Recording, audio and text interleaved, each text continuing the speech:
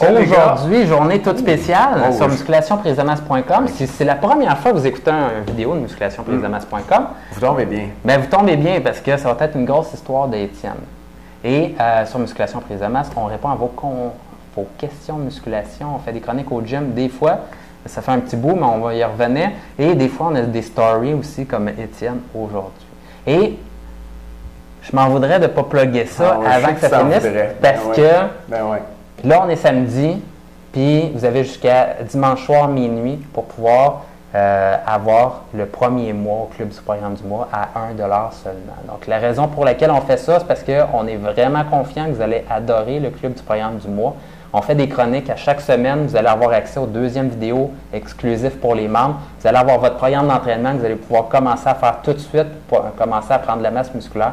Donc, c'est à chaque mois, vous allez obtenir un programme d'entraînement qui est bien périodisé pour réussir à continuer à prendre de la masse musculaire mois après mois. Vous avez également accès à nous pour répondre à vos questions et finalement à notre entraîneur qu'on a formé pour répondre à vos questions. On répond à vos questions en dedans de 10 jours, donc shootez-nous toutes vos questions puis on y répond. Et vous avez des bonus à chacun des mois et ça commence par le 5 conseils alimentaires pour prendre de la masse musculaire avec votre alimentation. Et le document est dans la zone des membres et vous attend présentement. Donc, si vous voulez l'avoir, c'est 1 $. Puis, si vous décidez d'arrêter d'être membre avec Musculation Prise de Masse, vous nous écrivez, puis on vous désinscrit. C'est aussi simple que ça. Ça se passe aussi simple que ça. C'est simple, hein? C'est simple. Fait que, essayez donc. Puis, aujourd'hui, je vais vous conter une histoire qui a un lien avec le Club du mois, puis qui, je pense, est intéressante pour les gens qui s'intéressent à l'entraînement. Puis, en particulier, puis ça, on en a quand même pas mal de gens qui nous écrivent pour nous dire « J'aimerais ça aller étudier en kinésiologie Il y en a quand même pas mal. Puis, dans le fond, je vais vous raconter comment moi, j'ai décidé d'aller étudier en kinésiologie. Fait que ça commence quand j'avais 16 ans. Il y a une fille, hein? Non, il y a tout le temps des filles. Étienne, il me semble que tes bras sont pas assez gros. Malade. Je vais aller faire étudier 3 ans pour avoir des gros bras. Ouais, au lieu de juste aller au gym. Non, c'était pas comme ça que ça s'est passé. Quand j'étais ado, je faisais du sport au niveau national. J'étais archer. Archer, hein? Je faisais du tir à l'arc. T'as-tu vu Robin des Bois, toi? Oui, j'ai vu Robin des Bois, c'est pour ça. J'ai commencé à 6 ans. Yes. Fait que je tirais 30 flèches dans un pamplemousse à 20 mètres. C'est quand même bon. Hein? Quand même pas pire, ouais? C'est quand même bon. Ouais. OK. Fait que j'étais niveau canadien, là. Puis, fait que je voulais faire les Jeux olympiques, comme tous les bons athlètes, tu sais, je pense jeune, amateur, whatever. Toi, je pense que tu joues au foot, tu voulais jouer universitaire, j'imagine. Peut-être. Ouais, j'aurais aimé ça. Ouais. J'aurais aimé ça, mais ça s'est adonné que ça n'a pas donné. Moi, mon problème, c'est que je courais pas vite pantoute. T'es sérieux? Ouais, sérieux.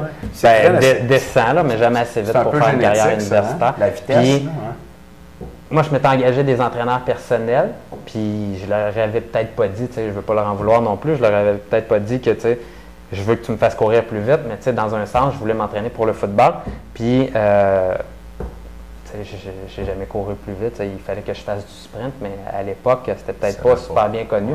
Même mes entraîneurs, ils me disaient pas clairement, tu sais, ils ne faisaient pas faire de l'entraînement en sprint, tu sais.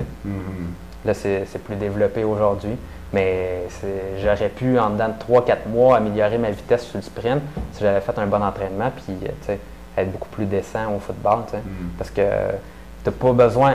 C'est important d'être gros au football, mais si tu es vraiment rapide, tu peux te trouver un poste. Tu sais. On s'entend. Ouais. Ben, dans le fond, tu as eu un peu le même problème que moi, c'est que tu avais affaire à des entraîneurs qui ne connaissaient pas trop leur affaire. Puis moi aussi, j'avais affaire à des entraîneurs comme ça. Dans le cadre de mon entraînement en tir à l'arc, je commençais à m'entraîner en musculation. Puis il y avait un gym au centre Claude Robillard. Je m'entraînais à Montréal, qui est un centre où il y a beaucoup d'athlètes qui s'entraînent, puis des athlètes d'assez haut niveau. Puis tiens, je vais dire bonjour aux gens du club de tir à l'arc de Montréal. Je me suis entraîné peut-être comme 6 ans là-bas. Puis, qui est au centre Claude Robillard. Fait que je m'entraînais dans un gym au centre Claude Robillard. Puis là, j'allais voir les entraîneurs, je me posais des questions. Tu sais, qu'est-ce que je devrais? J'aurais-tu faire ça? J'aurais-tu faire ça? Je suis mieux de faire ça de même. Puis, peu de temps après, j'ai mon entraîneur, il a eu un talk avec moi. Il m'a dit, OK, tu vas aller aux Jeux olympiques, Étienne? J'ai dit, ouais. Il dit, il va falloir que tu lâches l'école, que tu travailles 20 heures semaine, que tu t'entraînes 40 heures semaine.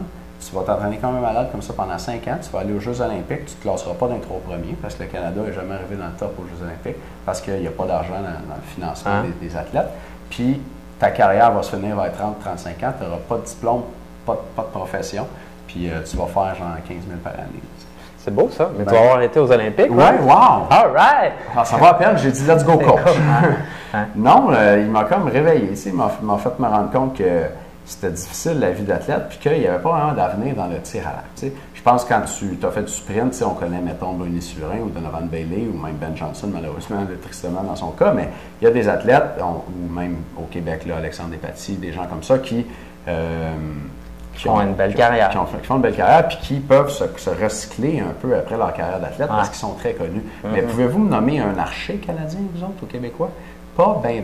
Pas bien. Moi, je peux. Il y en a un qui est allé aux Olympiques qui s'appelle Sylvain Cadieux. Le connais-tu? Non.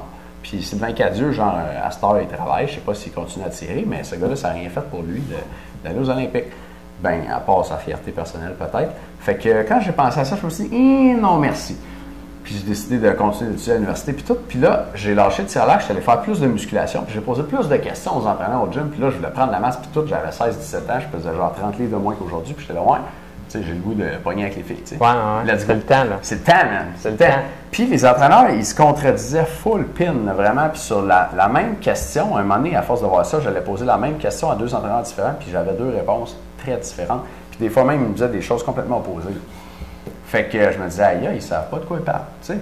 Puis finalement, il y a une femme, un entraîneur que je me suis mis à suivre plus parce que je trouvais que quand je posais des questions, elle raisonnait mieux. Il y avait plus une logique derrière ses affaires, mais comment ça se faisait qu'à l'intérieur du même gym, il y avait 4 personnes qui étaient toutes diplômées, qui avaient toutes fait des études là-dedans, en tout cas, qui me disaient des choses différentes, j'en revenais pas. Fait que je me suis dit, aïe, je vais aller trouver mes propres réponses à ces questions-là. Puis dès la première année, j'étais dans les cours, puis je m'assoyais devant la classe, parce que les cours d'entraînement, surtout les cours de méthode d'entraînement, je capotais là-dessus, puis le prof parlait, puis je voyais pas le temps passer. Puis là, je me souviens d'une fois, un cours, le prof, il a dit, OK, on va prendre la pause, vous avez l'air fatigué. Puis moi, j'étais assis en avant, je voyais pas la classe, t'sais. Puis tout le monde a fait comme, tout le monde était vidé bien raide. Puis moi, ça avait passé comme en 10 minutes. Puis je me suis rendu compte que j'étais vraiment à ma place quand c'était arrivé. Ouais. Moi, je me souviens d'une anecdote. On était en introduction à la kinésiologie, genre dans le cours. Puis là, il fallait se mettre en groupe pour je sais pas trop quoi. Puis il fallait se parler ensemble, là, un genre d'introduction pour apprendre à se connaître, quelque chose comme ça. Puis il fallait se dire, c'était quoi notre passion dans la vie, tu sais. Moi, j'avais dit, ben c'est la kinésiologie, tu sais. Puis l'entraînement, tu sais, je suis vraiment pas aimé, là. Puis le monde m'avait dit, ben là, t'es pas sérieux, c'est pas vraiment ta passion, tu sais. J'étais là, ben, qu'est-ce que tu fais là, toi? Tu sais, c'est pas vraiment ta passion, tu étudies là-dedans. Tu sais. Puis j'ai été déçu de voir qu'il y en avait une couple que tu n'étais pas tout le temps sérieux. C'est pas parce que, dans le fond, tu as fini avec ton bac en kinésiologie que tu es passionné puis que tu es vraiment hot comme entraîneur non plus. Puis moi, c'est drôle parce que tu m'as fait flasher aussi sur un point où je m'étais fait dire aussi là, souvent, ben un entraîneur, tu sais, ils n'ont pas toutes les mêmes réponses parce que tu sais, l'entraînement, c'est un art. C'est pas une. Tu sais, c'est un art, tu sais. Et moi, j'étais là, what the fuck, c'est un art, tu sais. C'est pas un art, c'est une science. Puis tu es supposé trouver la meilleure réponse, en tout cas, la meilleure aux yeux des connaissances actuelles, tu sais. Puis tu essaies d'appliquer la meilleure, tu sais, puis de trouver la meilleure. Tu n'essaies pas juste de te dire, je vais essayer de faire ça le fun, puis tu sais, que ça soit un art, là. On va espérer que le client perde du poids. Ouais, c'est ça. Ça marche pas de même, vraiment. Fait que, moi aussi, j'étais allé en kinésiologie pour avoir des réponses à mes questions.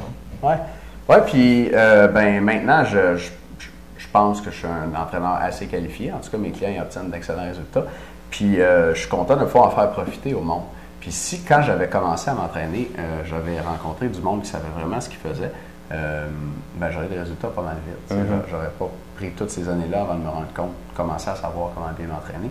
Donc, c'est ça un peu le lien avec le Club du mois en ce moment. C'est qu'en ce moment, pour 1 $ ce mois-ci, tu peux t'abonner pour 30 jours au Club du programme du mois, puis avoir un programme d'entraînement qui est fait sur mesure par 2 personnes qui ont étudié là-dedans, qui sont vraiment passionnées, puis qui sont allés chercher, à notre avis, parmi les meilleures réponses, tu sais, pour faire prendre de la masse vite. Fait que tu vas avoir un programme comme ça.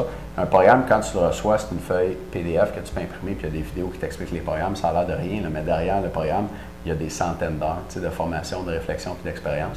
Puis tu profites de tout ça pour 1 pièce, moi aussi. Ça a de l'allure, ça? Information en dessous de vidéo si tu veux t'abonner. On va garder un petit quelque chose de plus pour les membres, on vous dit ça dans un instant. Et c'était mon histoire de comment je suis devenu kinésiologue. Vous avez jusqu'à dimanche soir, minuit. Merci pour vous abonner. À bientôt, les gars. Merci, à bientôt.